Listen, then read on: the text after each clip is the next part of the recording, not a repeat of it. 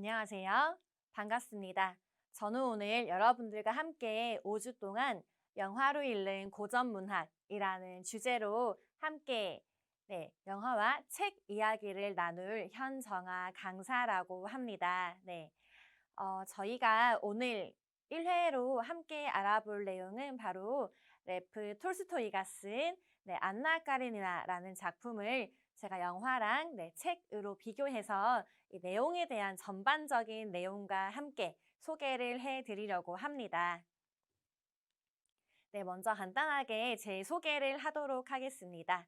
저는 현정아 강사라고 하고요. 현재 생각변화연구소 소장을 운영하고 있습니다. 전국에 있는 공기업과 도서관 그리고 많은 평생학습 기관에서 영화와 인문학이라고 하는 주제로 강의를 하고 있습니다. 저희 오늘 그러면은 같이 안나 까레니나를 알아본다고 제가 말씀을 드렸는데요. 이 책을 쓴 레프 톨스토이에 대한 설명을 간단히 알아보고 작품에 대해서 알아보도록 하겠습니다. 러시아의 대문호로 알려져 있는 톨스토이는 도스토예프스키와 함께 많은 한국 분들이 사랑하는 작가 중에 한 명인데요.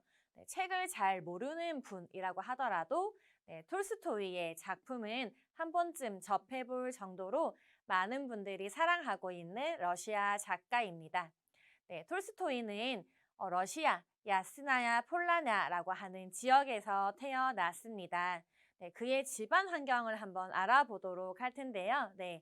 귀족 가문의 백작으로 태어났지만 어린 시절 부모님을 잃고 고모와 함께 성장을 했습니다.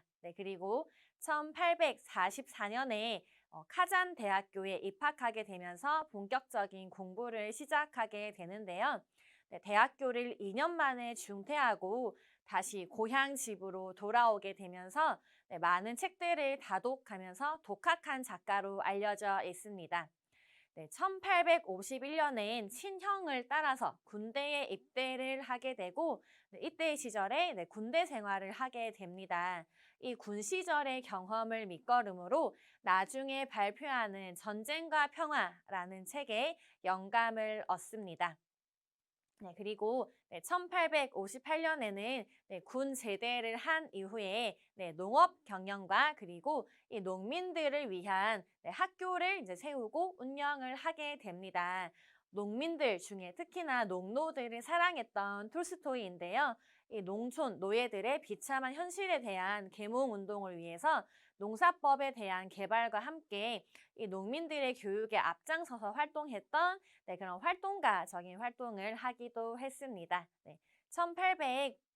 1869년에 전쟁과 평화라는 작품으로 발표하게 되면서 대문호의 길을 걷게 되고 작품이 성공한 이후로 죽을 때까지 안정적으로 글을 쓰는 작가로 활동하게 됩니다. 1877년에 오늘 같이 볼 안나 까리나를 발표하게 되면서 그의 중년기에 대해 대표적인 장편 소설로 걸음을 하게 됩니다. 톨스토이의 작품은 90권 정도를 썼고요. 지금 현재 많은 작품이 알려져 있습니다. 초창기에 청년 시절 발표했던 전쟁과 평화, 그리고 중년기에 발표했던 안나 까리니나, 죽기 전 말년에 발표했던 부활이라고 하는 작품까지 이렇게 장편 소설을 모두 성공시킨 작가이기도 하고요. 그가 썼던 동화집 그리고 많은 수필집도 저희에게 알려져 있습니다. 바보 입안 이야기 그리고 사람은 무엇으로 사는가라는 작품을 통해서 어린 아이들에게 저희 어른분들이 읽어주시는 동화로도 많이 전해져 있는데요. 그의 이런 작품 세계에 있는 그의 작가적인 철학, 그가 그리고 글쓰기 영감이 되었던 내용을 한번 알아보도록 하겠습니다.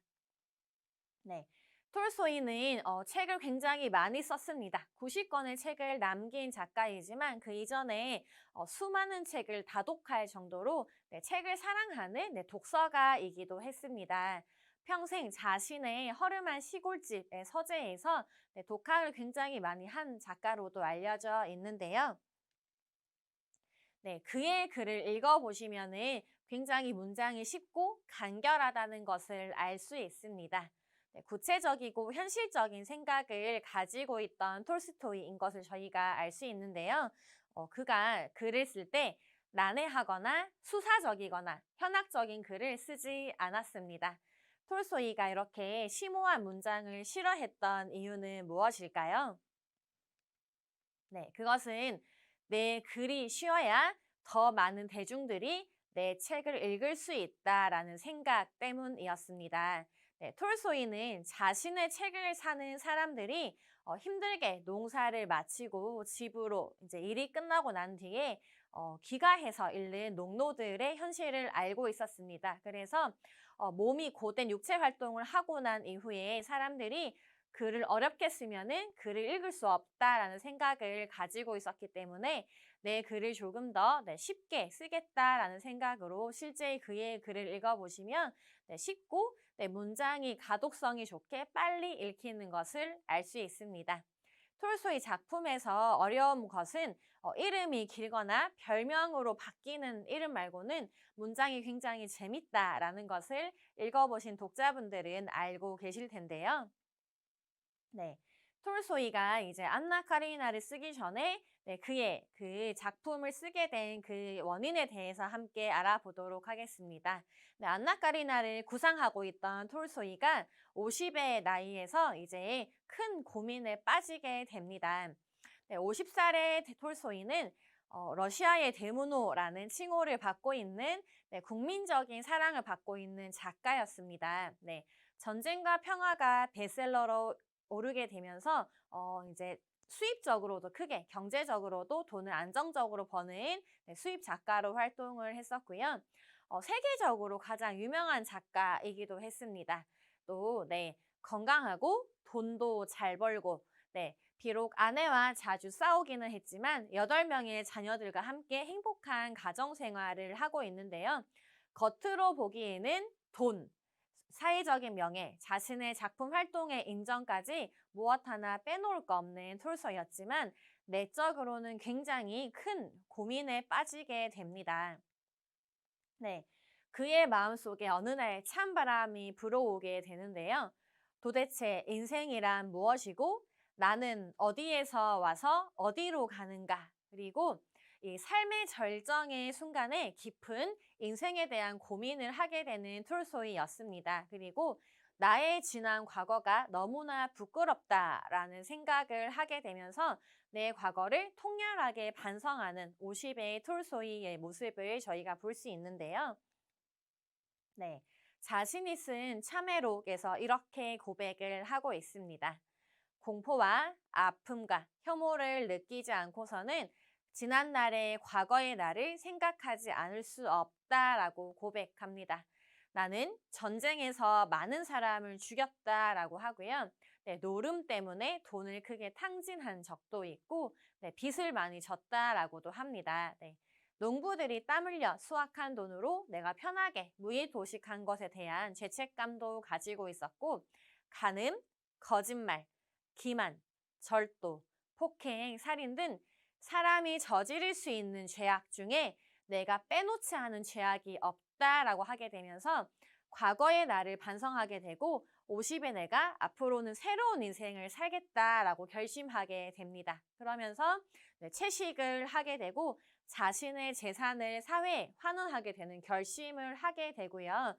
지난날의 부끄러운 과거를 모두 잊고 내가 새로운 삶을 살겠다라고 결심할 때 작품을 쓴 것이 바로 오늘 같이 볼 안나 까레니나라는 작품입니다. 50의 톨스토이가 자신의 과거를 반성하고 새로운 앞으로의 말년을 준비하고 있는 과정에서 구상한 바로 톨스토이의 안나 까리나와 작품인데요. 오늘 같이 이 영화로 소개해드릴 장면은 2013년에 개봉했던 조라이트 감독이 만든 영화 이미지로 제가 설명을 보여드리도록 하겠습니다. 네, 주인공 소개와 함께 줄거리를 말씀드릴 텐데요. 안나 까레이나의 주인공은 바로 안나입니다. 굉장히 아름다운 이 가정이 있는 안나는 남편과 함께 어린 아들 조슈아와 함께 행복한 결혼 생활을 하고 있었습니다. 그런데 그의 친오빠가 바람을 피우게 된 것을 안 새언니가 굉장히 화가 나게 되면서 이제 집안일에 참여하지 않게 되니까 안나의 새오빠가 안나에게 모스크바에 와서 너의 새언니의 마음을 풀어주렴이라는 편지를 받게 됩니다. 네, 그렇게 모스크바로 향하는 기차에서 안나가 이제 이동을 하게 되면서 네, 사랑하는 남자인 브론스키를 만나게 됩니다. 그리고 운명적으로 모스크바 기차역에서 만난 안나와 브론스키는 네, 사랑에 빠지게 되는데요. 네, 이렇게 불륜이라고 하는 스토리를 가지고 있습니다. 네, 이렇게 불륜 소설이라고도 할 수 있지만 또 다른 주인공들이 있는데요. 네, 레빈이라고 하는 남자가 있습니다. 네, 또 다른 주인공 레빈과 함께 레빈이 사랑하고 있는 여자, 네, 키티라고 하는 여성이 있는데요. 이 키티의 경우에는 원래는 브론스키를 사랑했었지만 이 결혼을 한 결혼을 한 여성인 이 안나에게 자신이 사랑했던 브론스키를 빼앗기게 되고 네, 그 충격으로 이제 그 시련에 빠져 있을 때 그녀에게 다시 마음의 위로를 줬던 레빈과 다시 사랑하게 되는 그런 이야기가 펼쳐지는 이 네 커플의 이야기를 볼 수 있습니다. 네, 이 줄거리를 한번 소개해 드릴 텐데요. 네, 젊고 총명한 안나는 어린 아들과 함께 네, 행복한 결혼 생활을 하고 있지만 오빠인 스티바의 불륜 소식을 듣고 네, 모스크바로 향하게 됩니다. 그리고 이 모스크바 기차역에서 만난 브론스키에게 네, 처음으로 이 사랑이라고 하는 감정을 느끼게 되고요. 이 걷잡을 수 없는 사랑의 모습에 뛰어들게 되는 이 안나의 사랑을 그리고 있는 작품입니다. 네, 첫 만남에 대한 장면을 제가 영화 이미지와 함께 이 책에 대한 설명으로 한번 드려보도록 하겠습니다. 네, 안나 까리나의 첫 문장은 이렇게 시작됩니다. 모든 행복한 가정은 엇비슷하지만 불행한 가정은 저마다의 사연으로 불행하다. 네, 안나 까리나의 첫 문장은 굉장히 많은 독자들이 좋아하고 외울 정도로 유명한 글귀인데요. 네, 행복한 가정의 모습은 큰 고민 없이 비슷비슷한 모습을 가지고 있지만 이 불행한 가정은 굉장히 다른 이유 그리고 저마다의 사연을 가지고 불행하다라는 이 공감 어린 글귀를 끌어내면서 이렇게 첫 문장이 시작됩니다. 네, 그리고 이제 영화도 그렇고 책에서도 그렇고 바로 안나와 카레니나를 다루는 것이 아니고 키티와 레빈의 이야기가 먼저 시작이 됩니다. 네, 키티와 레빈은 어린 시절부터 함께 살던 사이였는데요. 오빠의 친구였던 레빈을 키티는 어릴 때 남모르게 좋아했습니다. 레빈도 이 아름다운 키티에게 관심이 있고 흠모를 하였지만 키티를 자신의 배필로 청혼하기에는 겁이 많고 소심한 남자였습니다. 그래서 레빈이 키티에게 프로포즈를 하냐 마냐라고 하는 큰 고민에 빠져 있는 사이에 레빈이 자신의 고향인 농장으로 가게 되고요. 키티가 이 레빈의 공백기 동안 무도회에서 만난 굉장히 젊고 멋진 이 브론스키라고 하는 남자와 사랑에 빠진 그 초반부를 보실 수 있습니다. 네. 그리고 이제 이렇게 다시 공백기를 마치고 키티에게 청혼을 해야 되겠다라는 결심을 하고 다시 키티에게 돌아온 레빈의 이야기가 책에서는 이렇게 전개가 되는데요. 그 내용을 함께 읽어보도록 하겠습니다. 레빈은 한창 사랑에 빠져 있었기 때문에 키티는 어디 하나 티끌만한 흠도 없이 완전하고 이 세상에서 가장 거룩한 존재로 여겨졌다라고 하는데요. 네, 자신이 사랑하는 키티를 레빈이 봤을 때는 무엇 하나 빠지지 않는 세상에서 가장 완벽하고 천사 같은 모습의 여인으로 보인다라는 것을 이렇게 본문에서 보여주고 있습니다. 네, 그에 반해서 레빈, 이 청혼하는 남자인 자신은 어떤 모습인가요를 봤을 때는 나는 너무 못생겼다라고 생각이 들고요. 그리고 내가 가장 지상에서 가장 저열한 존재로 느껴집니다라고 할 만큼 자기 자신에게 당당하지 못하는 레빈의 모습을 확인할 수 있습니다. 네, 그리고 이렇게 레빈의 공백기 동안 브론스키를 사랑하게 된 키티 앞에 다시 돌아온 레빈이 키티에게 청혼을 하게 되는데요. 이 키티의 마음속에는 지금 내가 사랑하고 있는 브론스키라고 하는 남성과 함께 내가 예전이지만 좋아했었던 남자, 이 레빈이라고 하는 두 남자를 동시에 마음에 담고 있는 키티 앞에 이 절대절명의 순간이 닥치게 됩니다. 바로 레빈이 키티에게 청혼을 하게 되는 장면이 작품 초반부에 전개되게 되는데요. 키티가 책에서는 이렇게 자신의 마음을 독백합니다. 이제야 그녀는 자기가 혼자 있는 틈을 틈타 청혼하기 위해 그가 일찌감치 왔다는 것을 알아챘다라고 말하고요.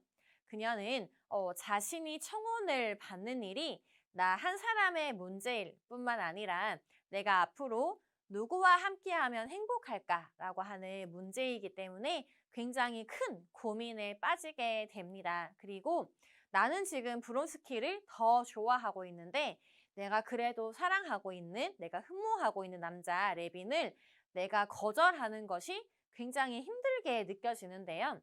당장 그녀가 좋아하는 사람을 짓밟으면 안 된다라는 데 생각이 미치자 키티는 괴로워하게 됩니다.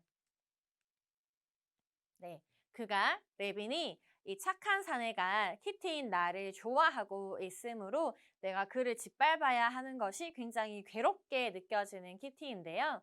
이렇게 고민을 하던 키티는 자신의 마음을 책에서 이렇게 고백을 합니다. 나는 레빈이 나에게 청혼을 하면 뭐라고 대답을 해야 할까라는 고민에 빠지게 되고요. 나는 당신을 좋아하지 않아요 라고 내가 그분에게 얘기할 수 있을까? 그런데 나는 그분을 좋아하고 있는 마음이 있기 때문에 그거는 거짓말을 하게 된다라고 말을 합니다.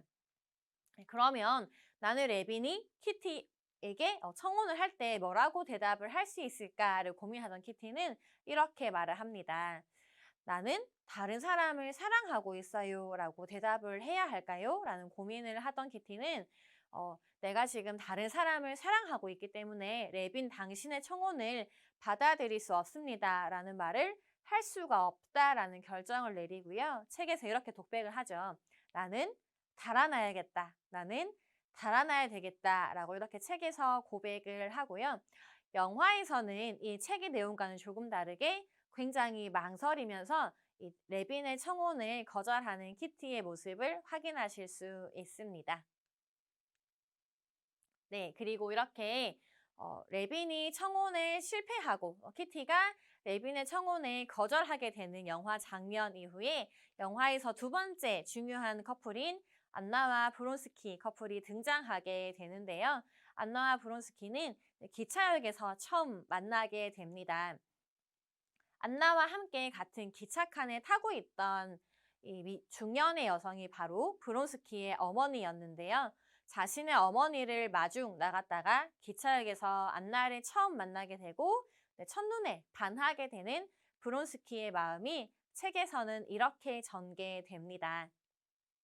브론스키는 차장의 뒤를 따라 그 차량 쪽으로 걸어갔다. 그는 그녀 안나에게 인사를 하고 막 착관 안으로 들어가려고 했으나 한 번 더 그녀를 보고픈 참기 힘든 욕구를 느꼈다라고 합니다. 네, 그래서 그녀에게 반한 이유에 대해서 책에서는 이렇게 설명을 하고 있는데요. 그녀가 굉장한 미인도 아니었기, 굉장히 미인이었기 때문도 아니고 그녀의 자태에서 느껴지는 조촐하고 소박한 아름다움 때문도 아니었다. 다만 안나의 옆을 지나쳤을 때 이 귀염성 있는 얼굴에서 유달리 정답고 부드러운 것을 느꼈다라고 하고요. 다시 한번 이렇게 정리를 합니다. 브론스키가 안나를 쳐다볼 때 안나 역시 브론스키를 한 번 더 쳐다보려고 고개를 돌립니다. 그리고 이렇게 짧게 시선이 마주친 두 사람은 서로의 눈맞춤을 하게 되는데요. 이때 브론스키는 안나의 얼굴에서 짓눌려 있는 생기를 알아챘다라고 합니다. 네, 이 생기를 알아챈 브론스키가 굉장히 중요하게 내용이 나오는데요. 이 안나가 결혼한 남자는 사실은 나이도 굉장히 많고 이 중요한 관직을 하고 있는 남편이었기 때문에 평소 안나에게 굉장히 채통과 체면을 중시하게 요구하는 남편이었습니다. 그래서 이 안나에게 짓눌려 있는 이 생기는 바로 그녀의 남편에게서 온 것을 저희가 알 수 있는데요. 남편에게 평소에 억눌려 있었던 안나를 알아봐준 남자, 이 브론스키에게 사랑에 빠지게 되는 이 안나의 마음은 바로 운명적이다라고 저희가 볼 수 있습니다. 네, 그리고 이렇게 기차에서 만난 두 사람에게 큰 사건이 일어나게 되는데요. 기차에서 내리고 있던 안나와 브론스키 그리고 그녀의 오빠와 브론스키의 어머니가 이동을 하던 과정에 이 기차에서 일하던 인부가 기차역에서 깔려서 죽게 되는 일이 생겨나게 됩니다. 이 무리한 노동을 하다가 기차에서 깔려 숨진 이 노동자를 보고 안나가 그 노동자의 죽음을 목격하면서 이렇게 독백을 하죠. 저 죽어있는 여자, 이 죽은 그 인부의 이 가족인 저 아내를 위해서 우리가 무언가 해줄 일은 없을까요? 라고 자신의 오라버니에게 물어봤는데요. 그 말을 듣던 브론스키가 안나를 한 번 더 쳐다보고 나서는 기차에서 잠시 나갔다 옵니다. 네, 그리고 사라졌다가 다시 돌아온 브론스키가 이제 함께 일행들과 걸어가고 있었는데요. 그들이 향해서 차장이 쫓아옵니다. 그리고 브론스키에게 이렇게 물어보죠. 당신이 우리 직원에게 200루블을 줬는데 이거를 누구에게 주는 돈인가요? 라고 물어보니까 브론스키가 이렇게 대답을 합니다. 당연히 과부에게 된 여자이겠죠. 새삼스럽게 이것을 물어보실 필요가 있나요? 라고 물어봅니다. 그래서 이 말을 듣던 안나의 오빠 오블론스키가 자네가 줬다고? 라고 말하면서 정말 멋진 남자잖아. 훌륭한 남자라고 생각하지 않니? 안나야. 라고 이렇게 칭찬을 합니다. 네, 이 문장을 통해서 저희는 톨스토이가 얼마나 이 여성들의 심리를 잘 아는가라고 하는 것을 알 수 있는데요. 아마 보통의 사랑하는 사람에게 잘 보이고 싶은 남자라면은 안나가 보는 앞에서 이렇게 그 직원에게 돈을 건넸으리라고 짐작을 해볼 수 있을 텐데요. 브론스키는 굉장히 이 사람의 마음을 잘 알고 있고 연애 고수로 설정이 되어 있습니다. 그래서 안나가 모르게 지켜보지 않을 때 그 직원에게 가서 이 죽은 사람을 챙겨주는 그런 모습을 보여주고 있고요. 이 자신이 한 행동을 다른 사람, 제3자가 칭찬을 하는 과정을 통해서 안나에게 호감이 있음을 드러내는 장면을 보여주고 있습니다. 이렇게 안나 카레니나는 굉장히 연애 소설로도 굉장히 재미있는 요소들이 많고요. 인물들 간의 심리 묘사를 치밀하게 독자들이 살펴볼 수 있기 때문에 재미있게 감상을 하실 수 있습니다. 네, 그리고 이제 장면이 전환이 되면서 중반부쯤에 오게 되고 이렇게 기차역에서 헤어지게 된 안나와 브론스키는 키티가 주최하는 무도회에서 다시 재회하게 됩니다. 네, 무도회에서 안나와 브론스키 그리고 레빈과 키티가 모두 함께 만나는 장면을 볼 수 있는데요. 키티와 함께 춤을 추던 브론스키 그리고 이 브론스키를 지켜보고 있는 안나 이 세 사람의 관계가 이 무도회에서 정리되는 것을 볼 수 있습니다. 네, 브론스키의 청에 마지못해 브론스키와 함께 춤을 추던 안나와 그리고 안나와 브론스키가 춤을 추면서 자신들에게 사랑을 확인하고 있는 장면을 지켜보는 키티가 사색이 되어가는 과정을 영화 연출로 저희가 확인을 해볼 수 있는데요.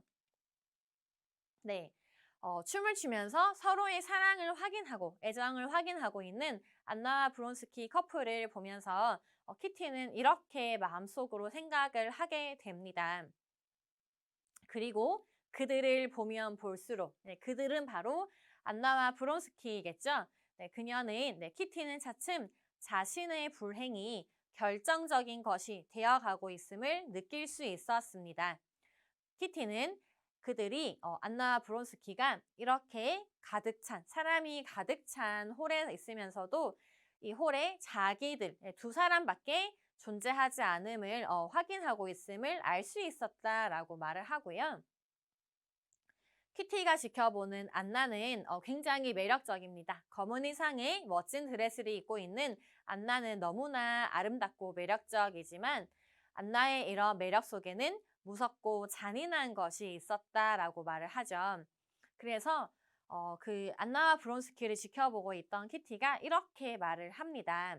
그래, 안나, 이분 속에는 뭔가 기괴하고 악마적인 힘으로 사람을 끌어들이는 것이 있다라고 독백을 하게 되는데요. 이 사랑하는 내 사랑 브론스키가 안나에게 사랑에 빠지는 것을 지켜보는 키티의 마음이 얼마나 참담하고 슬플까라고 하는 것을 읽는 독자들은 알 수 있습니다. 하지만 키티는 일반 여성들처럼 대놓고 질투를 하거나 안나와 브론스키를 떼어놓거나 하지 않고요. 브론스키가 나에 대한 사랑이 안나에게 옮겨가는 과정에서 질투를 이렇게 드러내고 있는데요. 내 사랑 브론스키를 뺏어간 안나를 키티가 보기에는 악마적으로 보인다라는 것을 바로 이렇게 악마라는 단어로 자신의 심정을 대견하고 있고요. 또 본인이 브론스키에게 거절을 당한 거죠. 이렇게 시련에 빠진 키티가 이렇게 말을 합니다. 내가 매력적이지 않거나 내가 무언가 부족한 여성이라서 브론스키가 안나를 선택한 것이 아니라 안나의 아름다움이 너무나 악마적이고 기괴하기 때문에 어쩔 수 없는 그 악마적인 매력 때문에 브론스키가 안나를 선택했다라고 이렇게 시련의 상처를 가진 이 키티의 독백을 통해서 저희는 사랑하는 여자가 시련의 상처를 이런 과정을 통해서 말을 하고 있구나라는 것을 알 수 있습니다. 이렇게 사랑을 하고 있는 이 남녀들의 심리 묘사를 굉장히 디테일하게 담아내는 톨스토이를 저희가 알 수 있는데요. 네, 톨스토이는 자신의 아내와 죽을 때까지 싸움을 했던 것으로 유명하죠. 이렇게 아내와 싸우는 과정을 통해서 여성들의 마음을 누구보다 잘 알게 된 톨스토이인 것을 저희가 알 수 있고요.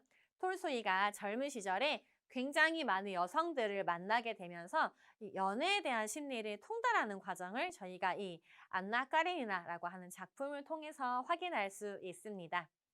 이 책을 20대, 30대 중에서 혹시 내가 너무 사랑 때문에 고민을 하고 있거나 내가 좋아하는 사람이 왜 나를 안 좋아해 줄까라는 그런 고민이 있는 분들이 읽어보시기에도 너무너무 좋은 연애 소설이기도 한데요.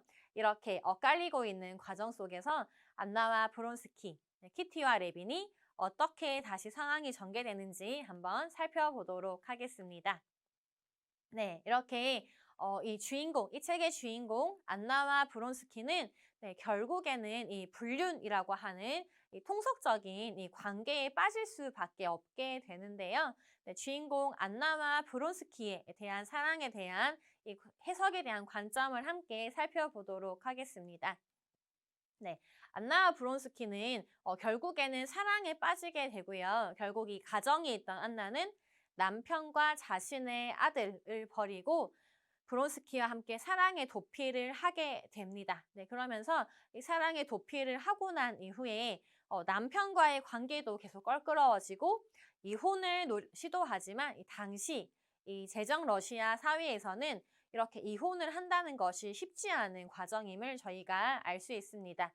지금도 이혼녀가 살아가기 굉장히 힘든 세상인데 그때는 사회적 시선이 더 안나에게 무겁게 갔었겠죠. 그래서 이렇게 이혼을 준비하고 있는 과정을 통해서 안나가 세상과 단절하게 되고 자신에게 남아있는 사람은 브론스키밖에 없어지게 되는데요.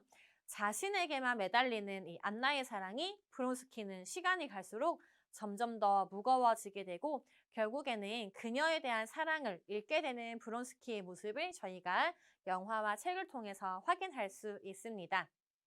이렇게 불륜이라고 하는 관계를 통해서 두 사람의 사랑이 파국으로 가는 과정을 톨스토이는 바로 이렇게 의도를 한 것 같은데요. 안나와 브론스키의 사랑은 바로 이 불륜 관계죠. 이 불륜 관계는 바로 발전과 성장이 없는 사랑입니다. 그래서 안나의 사랑은 처음부터 발전의 여지가 없는 사랑이다라고 톨스토이는 이 두 커플을 설정했습니다. 네, 그리고 브론스키가 안나에게 점점 더 마음이 식어가는 것을 책에서는 이렇게 독백을 하고 있는데요. 그는 최근에 와서 점점 더 빈번히 그녀에게서 일어나는 질투의 발작의 전율을 느꼈다. 그리고 그 질투의 원인이 자신에 대한 사랑에 있다는 것을 알고 있으면서도 안나에 대해서 점점 식어가는 자기 감정을 아무리 숨기려 해도 숨길 수 없었다. 네, 그렇게 격정적인 사랑에 빠지게 되고 뜨겁게 불타는 사랑을 확인하게 되면서 이렇게 사랑에 도피를 하게 된 안나와 브론스키는 결국에는 점점 더 사랑이 식어갈 수밖에 없는 그런 과정을 적나라하게 그리고 있습니다. 마지막 부분에서 브론스키는 안나가 자신이 다른 사람을 만나는 것을 질투한다는 감정에 대해서 기쁨을 느끼면서도 안나가 그렇게 자신에게 질투의 감정을 느끼는 것에 대해서 점점 더 실망하고 있다는 것에 대해서는 이렇게 이중적인 감정이 드는 것을 묘사하고 있는데요. 네, 이 안나와 브론스키의 사랑은 어디서부터 잘못된 것일까라는 질문에 대해서 톨스토이는 이렇게 대답을 하는 것으로 저희가 해석을 해볼 수 있는데요. 안나가 처음 브론스키에게 사랑에 빠진 이유는 바로 이 욕구 충족에 의해서라고 합니다. 네, 안나가 이렇게 자신이 결핍되어 있는 이 욕구 충족을 해소하기 위해서 시작된 사랑이었기 때문에 이 욕구 충족이 행복감이 오래 가지 않게 되죠. 네, 그래서 점점 더 자신의 선택을 틀리지 않았다라는 것을 증명이라도 하듯이 점점 더 질투를 하게 되고 브론스키에게 집착하는 과정으로 변해가는 안나의 사랑을 저희가 확인할 수 있습니다. 네, 사랑에 대한 집착으로 브론스키의 사랑을 소유하려고 하고요. 이렇게 소유하려고 하는 과정에서 안나와 브론스키는 점점 더 애정이 식고 멀어지는 과정을 알 수 있습니다. 네, 안나는 작품 마지막에 결국 자살을 선택하게 되는데요. 자신의 남편과 이혼도 이제 하게 되고 브론스키의 아이도 임신한 상태에서 이제 행복하게 다시 두 번째 인생을 눈앞에 둔 안나가 자살을 선택하는 것은 읽는 독자들 그리고 영화를 보는 관객들에게 큰 충격을 안겨주는 결말이라고 할 수 있습니다. 도대체 안나는 왜 브론스키의 아이도 임신했고 이혼도 이제 마무리가 되었는데 왜 행복한 순간을 앞에 두고 이혼을 자살을 선택했을까라는 질문을 작품을 보는 저희들은 질문을 해볼 수 있을 것 같은데요. 네, 톨스토이는 이렇게 대답을 합니다. 네, 안나의 자살은 사랑을 소유하지 못했을 때 찾아오는 증오심인데요. 내가 원하는 만큼 나에게 사랑을 주지 않는 브론스키를 안나는 원망하게 됩니다. 그리고 그렇게 브론스키를 갈망하게 되는 자기 자신의 모습을 안나가 굉장히 싫어하게 되고요. 바로 이렇게 나와 브론스키를 증오하게 되고 우리를 이렇게 만든 세상을 증오하게 되면서 이 안나는 바로 자살을 하게 되는데요. 이 안나의 자살은 바로 자기 학대의 결과물로 저희가 확인할 수 있습니다. 안나와 브론스키 커플의 문제점은 바로 이 사랑의 성장이 없다는 것인데요.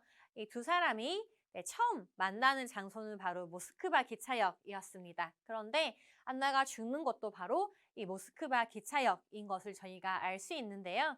기차역에서 시작해서 기차역에서 마감하는 사랑은 바로 이 제자리의 사랑. 그래서 이 성장이 없는 사랑은 결국에는 파국일 수밖에 없다라는 메시지를 전하고 있고요.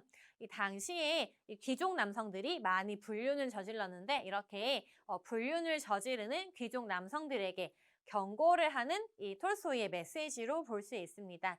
네, 불륜하는 커플은 결국에는 그 마지막이 파국일 수밖에 없고 행복한 삶을 살 수밖에 없다라는 안나와 브론스키 커플을 통해서 전하는 톨스토이의 메시지임을 저희가 알 수 있는데요.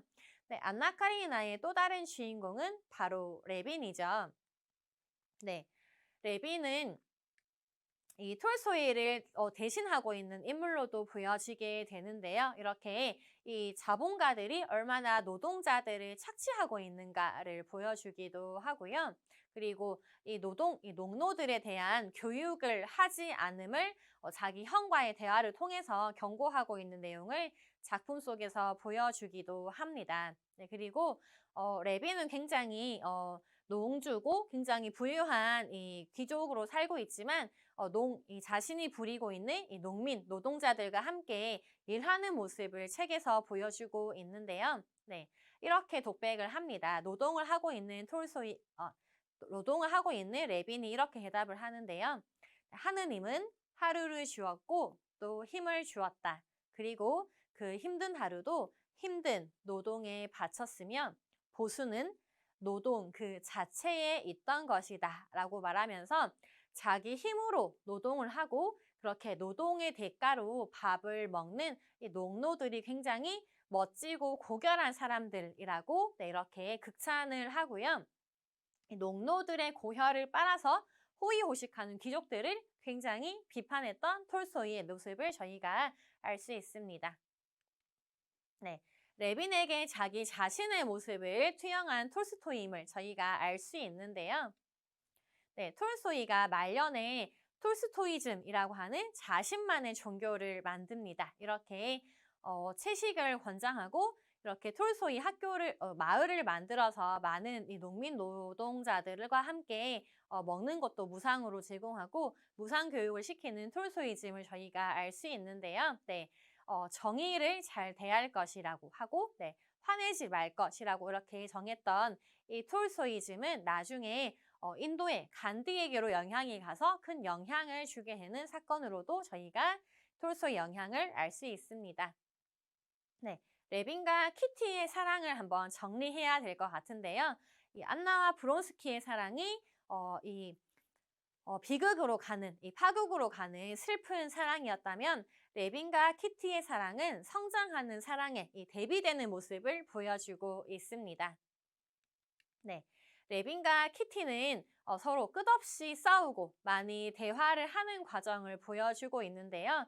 이 두 사람은 사랑으로 연결되는 것도 너무너무 힘들었고 결혼을 하게 되는 것도 굉장히 힘든 과정을 보여주고 있습니다. 하지만 레빈과 키티의 사랑은 많이 싸우고 서로가 의심도 하고 질투도 하고 서로 불만을 가지기도 하지만 그럼에도 불구하고 소통을 이어가며 성장한다고 톨스토이는 말을 했는데요. 네, 안나 카리나 마지막 문장은 이렇게 끝이 납니다. 나의 생활 전체는 나에게 무슨 일이 일어나던 그것과는 상관없이 내 순간순간이 이전처럼 무의미하지는 않을 것이다 라고 하는데요. 네, 이렇게 레빈과 키티의 사랑을 통해서 성장한 레빈이 이렇게 대답을 합니다. 네, 나에게는 앞으로 좋은 일도 일어날 수 있고 나쁜 일도 일어날 수 있지만 우리가 성장하는 한 더 이상 무의미하지 않는 삶을 살 것이다 라고 레빈은 알게 됩니다. 네, 톨스토이가 바로 안나 카리나를 통해서 던지는 질문은 내가 앞으로 어떻게 살 것인가 라고 하는 질문인데요. 톨스토이는 바로 이 레빈과 키티의 성장하는 사랑을 보여주면서 우리 모두는 오늘보다 내일 더 나은 삶, 다른 말로 하면은 성장하는 삶을 살아야 된다라고 하고요. 사람들은 오늘보다 내일 더 조금씩 나아지는 성장을 위해서 이 세상에 태어나고 존재했다라고 말을 하고 있습니다. 네, 안나 카리나로 톨스토이가 전한 메시지는 바로 이것입니다. 나는 성장할 것이다. 나는 좋은 쪽으로 변할 것이다. 라는 메시지를 읽는 독자들이 매일매일 되새겨야 한다고 톨스토이는 말하고 있는데요. 네, 이 성장하며 사는 삶이라고 하는 톨스토이의 메시지가 잘 담겨 있는 안나 카리나라는 작품을 제가 영화 이미지와 책으로 설명드렸습니다. 이렇게 방송을 보시고 난 다음에 영화 안나 카리나 또는 이 책으로 보시면은 3권 정도의 책으로 구성되어 있습니다. 이 겨울 안나 카리나와 함께 여러분들께서도 네, 사랑과 인생에 대한 관점에 대해서 한번 알아보는 시간을 가져보시면 어떨까요? 네, 저는 오늘 이렇게 인사드리고 네, 다음 주 수업으로 만나 뵙겠습니다. 감사합니다.